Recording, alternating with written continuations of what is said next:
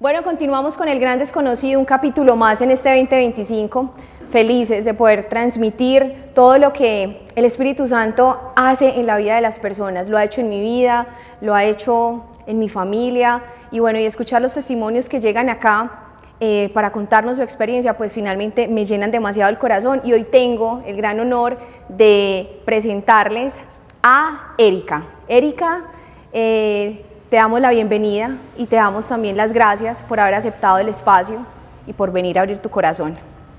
Gracias, Carla. De antemano quiero darle las gracias a ustedes por haberme invitado. Creo que Dios en su tiempo todo es muy perfecto, y yo llegué a la comunidad buscando cómo contar mi historia de vida para que vieran Dios todo lo que había hecho, y llega esta invitación.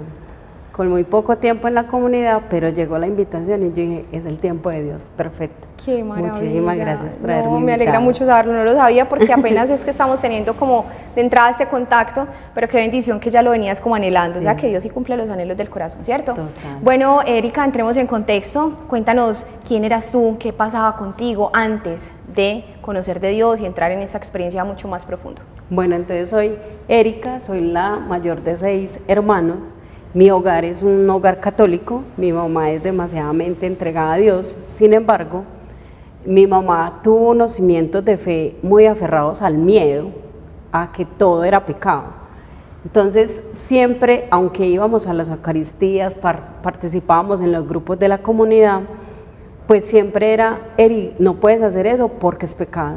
Eri, no lo puedes hacer porque es pecado. Yo le decía, mamá, pero ¿por qué todo es pecado? Entonces ella me decía, porque Dios dice que tenemos que estar en camino con Él. Y yo, mamá, pero explícame. Y ella me decía, yo solamente te puedo decir eso, porque realmente eso fue lo que me enseñaron. Y hasta llegar una vez de no ir a la Eucaristía, porque nosotros somos de ir a la Eucaristía cada 8 días. Entonces, una vez no fui y mamá me dijo, Eri, no viniste a la Eucaristía, ponle cuidado que esta semana te va a pasar algo. Y yo, mamá, ¿cómo así? Pero Dios, porque yo no creo que Dios sea tan castigador. Y ella me dijo, pues Él no es tan castigador, pero es pecado no ir a la Eucaristía. Y yo le decía, explíqueme más. Y ella me decía, eso es lo único que yo sé, es pecado dejar de ir a la Eucaristía. Y así transcurrieron muchos tiempos, y aunque yo participaba en todos los grupos de la parroquia, yo estaba en el grupo de canto, yo estuve en los grupos juveniles desde pequeña, estudié en un colegio con monjas, entonces éramos católicos, siempre íbamos a la Eucaristía, pero nunca había esa relación con Dios desde el amor, sino esa relación con Dios del temor, pero ese temor inculcado en el miedo, no un temor de respeto, de yo amo a Dios y por eso voy a respetar sus mandatos, sino desde el miedo. Y me acuerdo mucho que a los 17 años yo le decía, mamá, yo creo que ya no voy a volver a ir a la iglesia ni a los encuentros, porque yo ya voy a empezar a trabajar, mira que ya salí a estudiar, entonces no me va a quedar tiempo. Y ella me decía, si usted quiere que la vida le vaya bien, tiene que seguir yendo a misa, pero era como algo obligatorio, como no algo que me nacía a mí el corazón. Yo, mamá, yo puedo ir, pero yo creo que en el trabajo ya no me va a dar forma. Salí de 11, seguí con ese miedo, para mí Dios era el miedo, si lo hacía bien, pero si no lo hacía era malo, o sea, siempre era como ese tema de... Y muy moralista también, ¿sabes? O sea, a mí también de alguna manera yo experimenté esa fe, y es muy cultural de hecho, ¿no? Al ser tan conservadores nos llevan a eso, a que todo es pecado, a que te vas a condenar, y creería uno que si bien hay un Dios que es un Dios de orden y es un Dios de justicia, ¿cierto? Conocemos un Dios de misericordia, de amor, ¿cierto? Entonces es muy teso porque cómo se va a acercar uno con confianza, con tranquilidad, incluso hasta con mucho desprendimiento a una persona que te va a recibir esa punta de regaños, ¿cierto? Entonces, ojalá quienes nos están viendo también que estén experimentando ese tipo de fe, ¿cierto? Poder aterrizarla un poco más hacia esto que nos está compartiendo Erika, porque es un testimonio muy lindo, y bueno, al final no es de culpar ni de juzgar, simplemente también quizás nuestros padres, nuestros abuelos eran las herramientas que tenían, eran la formación que tenía, y así mismo pues la compartían, ¿cierto? Entonces pasas por esa experiencia de ver un Dios muy lejano. En ese momento era un Dios creador, o sea, Dios Padre. Dios Padre. No un Dios Hijo, Dios Espíritu Santo. No, era un Dios Padre, era, está el Dios, vamos a la iglesia, oramos a Dios Padre y ya.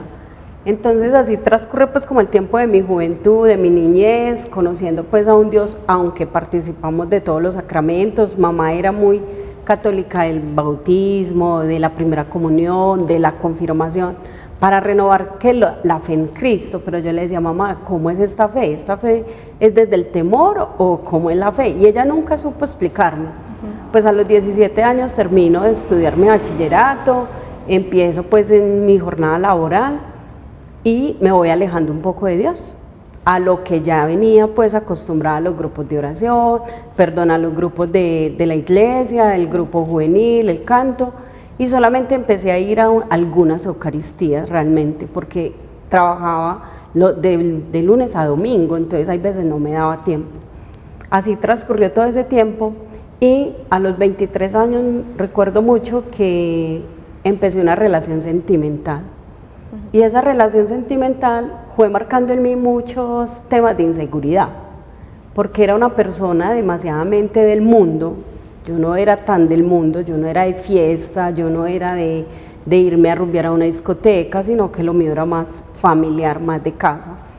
Entonces, como él empieza a mostrarme ese mundo y empieza como yo veía, pues realmente no me lo decía, pero veía que él miraba mucho a las personas por su cuerpo, y lo empecé a sentir, y así entonces decidí entrar a hacer deporte, pero no era un deporte tampoco consciente, de cuidado de la salud, del cuerpo, sino más que todo, vamos a ponernos bonitas, o sea, siempre era en el tema como de vanidad. Para mí la vanidad es eso, nosotros dejarnos guiar por otros, pero no saber que es un beneficio para nuestra salud. Entonces yo empecé así, empecé a ir todos los días a hacer rumba aeróbica y caminatas ecológicas. O sea, para mí ya el tiempo libre era rumba aeróbica y caminatas ecológicas. Para agradarlo a él. Para agradarlo a él y agradar a otros, claro, que me vieran pasar y dijeran cómo tiene el cuerpo de bonito. Te admiraran. Me admiraran. Entonces para mí eso ya se me volvió como vanidad. Para mí ya lo último yo era, sí voy hoy porque no, este gordito que tengo acá me lo tengo que quitar, tengo que tener pues 90, 60, 90 como mostraban en los reinados. Entonces se volvió como una cosa muy constante en mí durante 4 años. Y mi mamá me decía, Eri, estás perdiendo tu esencia, pues, ¿por qué estás así? ¿Por qué quieres verte tan bonita? Yo le decía, yo no sé, mamá, pues yo quiero tener mi cuerpo así, hasta llegar a la idea de nunca tener hijos, por no dañar mi cuerpo. Okay. Entonces, a los 27 años, yo ya tenía muy definido que no iba a tener hijos, que iba a seguirme cuidando mi cuerpo, que pues, lo mejor, y me parecía muy bonito que me dijeran, ¿cómo estás de bonita? ¿Qué cuerpo tan bonito el que tenés? Cuando me lo decían así, me subían el ego, yo claro, no sé hasta dónde, pero realmente sí. Era algo muy obsesionado, a lo último fue como obsesión, de verme bonita, 90, 60, 90. No sabía yo los planes de Dios realmente, es que uno habla, uno solamente dice hoy voy a hacer eso, pero no sé Dios qué tiene destinado para mí.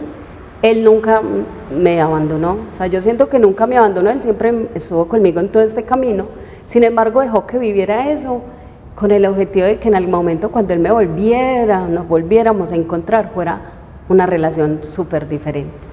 Y así pasó, llega a los 28 años, pues una situación que nunca esperaba, y que fue llegar a tener un accidente y quedar en silla de ruedas.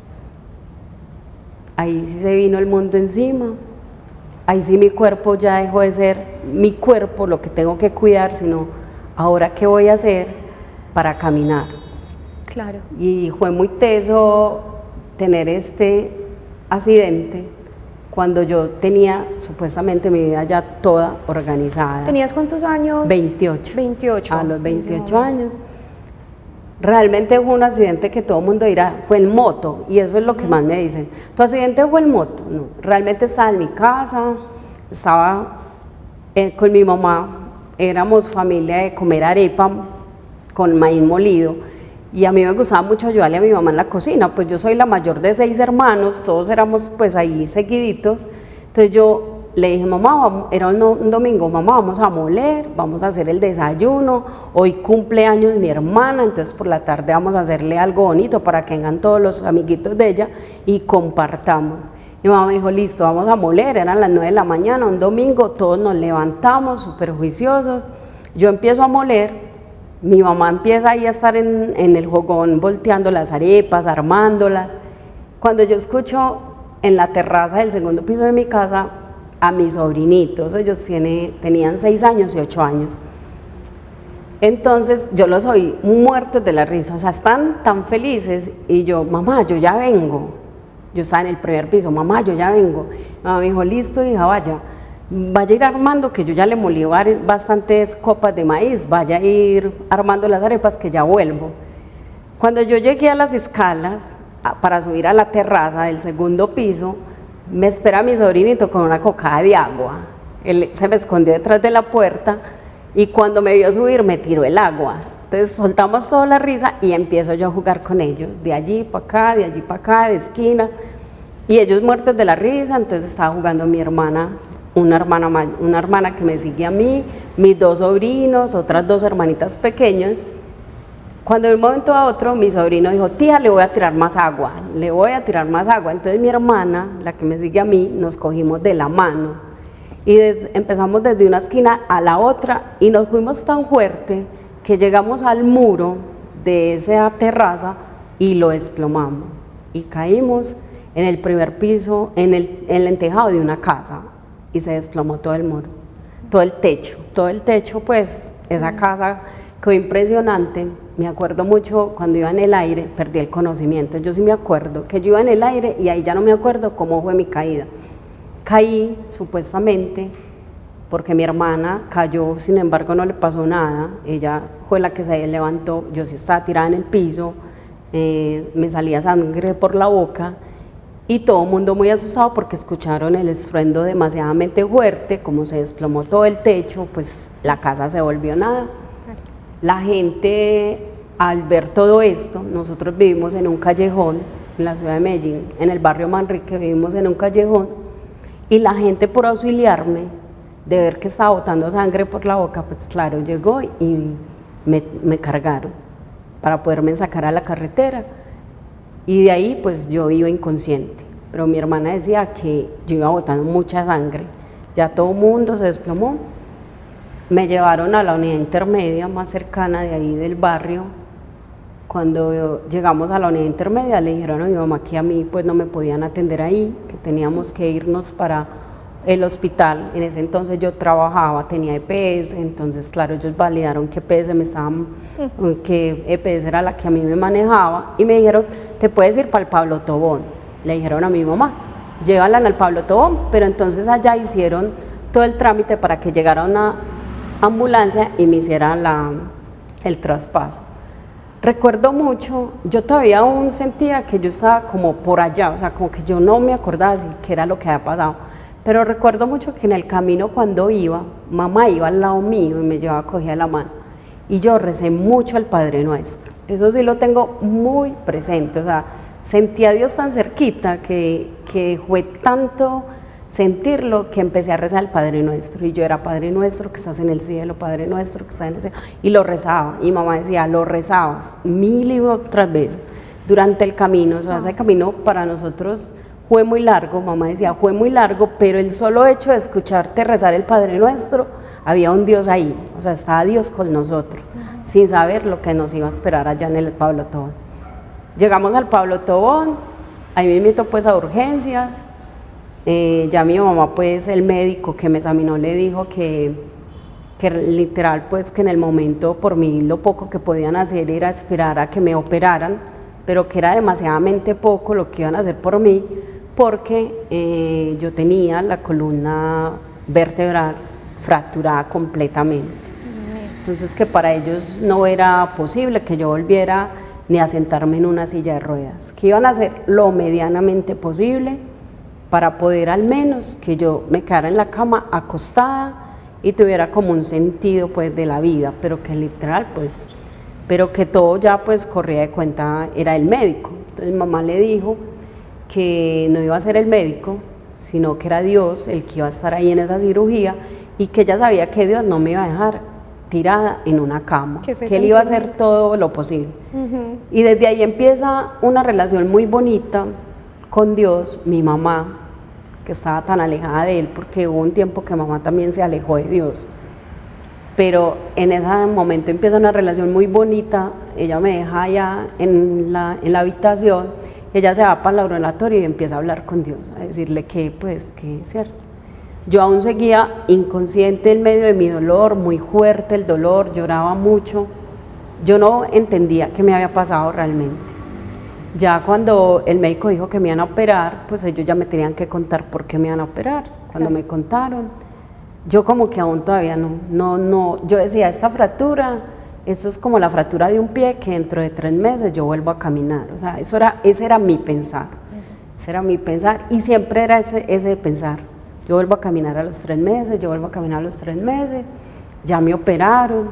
El día que llegué a la casa fue muy triste, estaba toda mi familia, un perrito se me hizo al lado de la cama, mi sobrino empezó a llorarme y me decía, tía, por culpa mía, si yo no le hubiera tirado esa agua no hubiese sido así.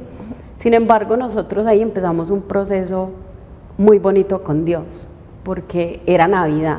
O sea, mi accidente fue un 23 de noviembre y yo llegué a mi casa un 6 de diciembre, o sea, era Navidad. Y la Navidad para nosotros es como un encuentro muy bonito, de mucha hermandad en mi casa. Armamos el arbolito, todo lo armamos en conjunto. Y recuerdo mucho que cuando yo llegué, todas dijeron que no iban a armar Navidad, porque pues, ¿cómo íbamos a armar Navidad si no había un motivo para armar Navidad? Y a mamá le gustaba mucho el pesebre, entonces yo le dije, no, mamá, vamos a armar Navidad. Ayúdenme ustedes, yo acá tirada en la cama, venga, armemos el arbolito, ustedes lo ponen acá cerquita de mí. Pero resulta y sucede que yo hacía que me podía sentar. Y yo dije, bueno, yo me puedo sentar, y ahí sentada no me pude sentar, porque como la fractura había sido completa, tenían que empezar a hacerme terapias para volver a equilibrar mi cuerpo, para que al menos él se pudiera sentar. Rica, perdón, ahí tu madre acompañándote full, ¿qué pasaba con tu novio? ¿Todavía estabas en esa relación?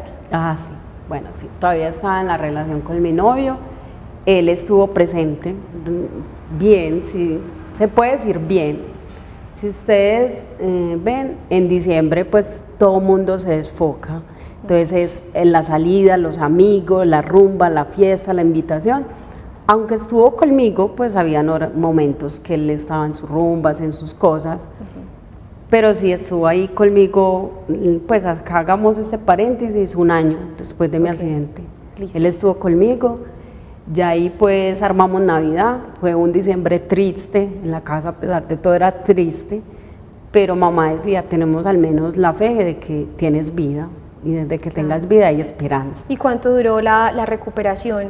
La recuperación fue siempre bastante, fueron casi 3 años, el proceso de volver a sentarme, de hacer cosas por mí sola, de bañarme, no, ya de bañarme sí fue como a los 5 años yo sola, pero literal era mi mamá, mis hermanas se turnaban, mis tías, mis primas, mis compañeras de trabajo, porque pues tuve una red de apoyo muy bonita.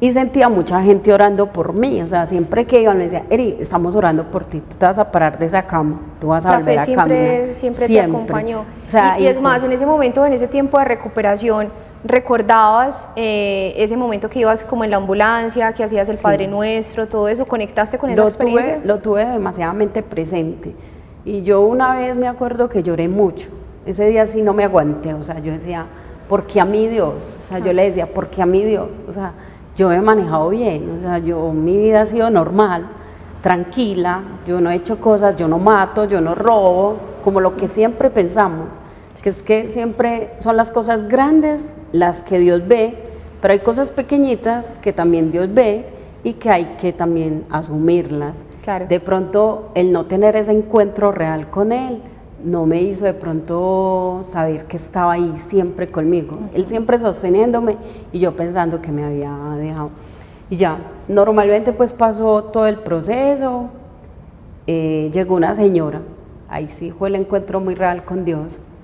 Todo el mundo buscaba las formas de ayudarme y me decían, Eri, vamos allí, vamos allá. Es más, me llevaron a una peregrinación a la Virgen Al Alto de la Virgen. Del Alto de la Virgen.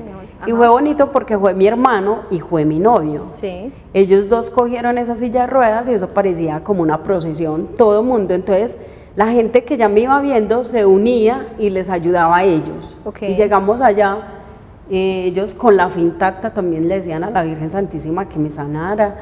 Yo como que no entendía el por qué ellos me habían llevado, pues aún todavía no entendía. Claro. Sin embargo, ahí empezó yo a pedirle mucho a Dios que me ayudara, pero yo veía que el tiempo pasaba y que ya Dios no me ayudaba a caminar. Entonces yo no me aguanté más y lloré mucho, renegué mucho, le decía a Dios, no puedo creer lo que está pasando, yo tengo que volver a caminar, o qué es lo que quieres tú conmigo. Y yo era llorando y había una tía que me dijo desde la sala, yo estaba en mi alcoba, ella estaba en la sala, Erika, ya cálmate, si tienes vida es porque hay esperanza, y si Dios te dejó es porque tiene un propósito mayor contigo. Ella que me dice así, y a mí como que se me hubiera echado un bálsamo de agua y me hubieran dicho, aquí está la solución. Llega otra señora y me dice, Eri, vamos a un grupo de oración. Allá hacen grupo de oración, en eso hay sanación, allá te sanas, te van a sanar. Y yo le decía, sí, vamos. A mí me llevaban a todas partes, entonces yo me iba. Y en ese grupo de oración recuerdo que el señor, el director de una comunidad que hice parte, que se llamaba Comunidad Se va Dios con nosotros, él empieza a pedir la unción del Espíritu Santo en el grupo de oración. Y yo también, y yo repita lo mismo de él, Y de un momento a otro yo sentí que me quedé sola en ese lugar, pero sentía que había una voz que me decía, es que no es sanarte físicamente, es sanar tu corazón. Lo demás llegará por añadidura. Y volvía y me lo decía. Y era como un susurro, y yo, bueno, ya. Entonces ese día lloré mucho, sentí una presencia muy hermosa ahí. Cuando se terminó el grupo de oración, el director me dijo, Eri, ¿Dios ha obrado tanto en vos hoy? Y yo, sí, mucho. Espera, esto es lo que pasa. Y sí, así se empezó el proceso, un proceso de sanación interior. Qué bonito, perdóname, Erika, porque estás manifestando que si bien iniciaste como en este proceso de tu vida, dándole mucho culto al cuerpo, en la vanidad y todo, también quizás por el desconocimiento y por esa fe inculcada, no desde el amor, sino como también desde la imposición y el miedo, pues vas empezando a tener a través de este suceso que realmente no es para nada fácil. Y hoy invitamos pues también como a los televidentes que acá tenemos tu red social, la pusimos por si alguien se anima también a hablarte, a escribirte para escuchar un consejo, no lo sé, pero algo puede hacer Dios a través de este testimonio, poder conectar contigo a través de esta experiencia y la fortaleza, la templanza, todo lo que Dios empezó a hacer contigo. A través de la Eucaristía también empezaste a sentir una presencia muy fuerte, ¿cierto? Sí. Cuéntanos un poco de esa experiencia, mi Erika, y vamos mirando cómo concluimos este capítulo. Creo que vamos a tener que abrirlo muchísimo más porque el tiempo se nos está cortando. Bueno, mira, realmente sí, empieza un encuentro con Dios. Me decían vamos a las misas de sanación y yo una vez le dije a mi mamá, todas las Eucaristías sanan, vamos a cualquier hora, vamos cualquier día. Y era muy bonito porque yo ya llegaba a la Eucaristía, disponía mi corazón y de un momento a otro yo sentía que Dios estaba ahí al lado mío, el Espíritu Santo era una cosa impresionante, un calor, las lágrimas me corrían y mamá decía, ¿qué le pasa? Y yo, mamá, no sé, yo siento que Dios está acá y me está sanando. Y así fue, el proceso ha sido muy bonito, he llegado a tener encuentros muy bonitos con Dios y con el Espíritu Santo a través de la alabanza. Me encanta cantar canciones de alabanza, entonces cuando yo canto siento que está Dios presente ahí y eso me ha hecho volverme una mujer fuerte, pero ver un Dios de amor, un Dios compasivo, misericordioso, un Dios que perdona, total, un Dios que nos abraza tan fuerte que uno dice, o sea, yo de acá no me quiero soltar. Qué maravilla, mi invitación realmente es que se enamoren de Dios. Erika, muchísimas gracias. Desafortunadamente el tiempo se nos quedó ya acá súper corto, pero definitivamente tenemos que abrir un espacio, un nuevo espacio para que sigamos compartiendo tu testimonio, pero en conclusión es no perder la esperanza, dejarnos amar por el amor de Dios y finalmente Erika, que hayas recibido la presencia del Espíritu Santo para poder sostenerte en medio de la prueba, porque fue una prueba muy difícil, pues hoy nos alienta a todos a seguir adelante. Amén. Así que muchísimas gracias pues A por ti, tu Carmen. espacio, por tu testimonio. Un abrazo para todos, nos vemos en una siguiente oportunidad.